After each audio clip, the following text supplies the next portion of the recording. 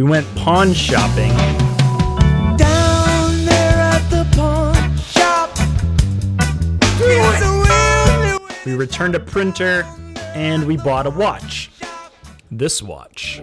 Pawn shops usually are full of jewelry, and this guy definitely stuck out. We got him for just about $65 out the door. I got a good deal on this watch. I didn't get a great deal or an amazing deal. It is a Casio Pathfinder PAG240T. This particular one is made in Thailand. After doing some research, I've seen that some are made in Japan, and those seem to want to command a higher value on eBay. This watch, new from the Casio website, you're going to see it at $300, and for some reason they have it on Amazon for $185. And if you wanted to go used, you're going to be looking at eBay. Maybe you could snipe an auction for between $80 and $120. So when I saw this, I was not familiar with this model at all. It is a 9-year-old watch. These came out in 2010, I believe. Just the fact that it had a sensor over here, an altimeter button, a barometer button, and a digital compass, it definitely caught my eye compared to the other watches. I had sold a Pathfinder in the past. I think it was a Pathfinder 40. It had a cloth band, and I picked that up at a thrift store, and I can't remember exactly. I sold it a couple years ago for 70 or 80 bucks, and that is why I kind of gravitated towards this beauty. The band and part of the face is made out of brushed titanium. It is a rugged, rough and tumble type of wrist piece.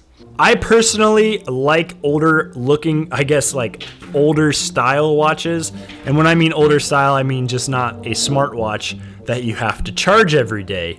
This thing does not connect to my phone. It is not buzzing and annoying me with notifications all day. But it does have some cool features that I would like in a watch. The altimeter gives me a reading. Altitude is reading at 2,800 feet, which in Midland, Texas is pretty accurate. The barometer also gives us measurement of temperature, 68.8 degrees. That is pretty accurate in my house right now. Inches of mercury in Midland, Texas right now.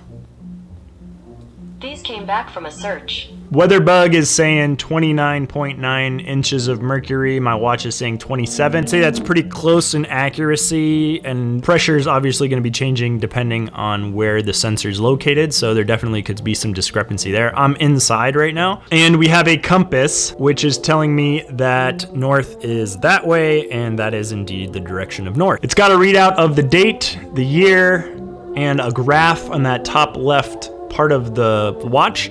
And that graph gives you I think a change in something over time. Your altitude readout graph, or maybe the barometer graph of reading over time. I'm not quite sure, but yeah. The light function gives you an illumination if it's dark out, which is quite nice. It feels very well built. These have been produced for about the last 9 years. Casio probably will be discontinuing this model within the next couple of years, and I believe this will retain its value because it has so many utility type of specific functions for somebody that's hiking and wants certain things out of their watch. It is water resistant as well. It has a solar cell built into that face, gains charge from the electrons in light, or the photovoltaic electricity, however that works, and charges the battery. You never have to change the battery on this. Down there at the bottom, it says battery low, medium, high. That's the battery current charge, and this has a high charge. It's so annoying when your watch battery dies, you have to change it. It's green, it's durable, it's got some cool functions,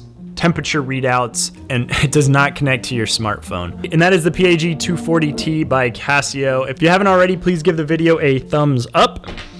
If you want to share any watch finds from pawn shops, thrift stores, flea markets, garage sales in the comment section, I would love to hear them. Thanks everybody for watching. If you haven't already subscribed, consider subscribing, and I will talk to you guys in the next video. Bye.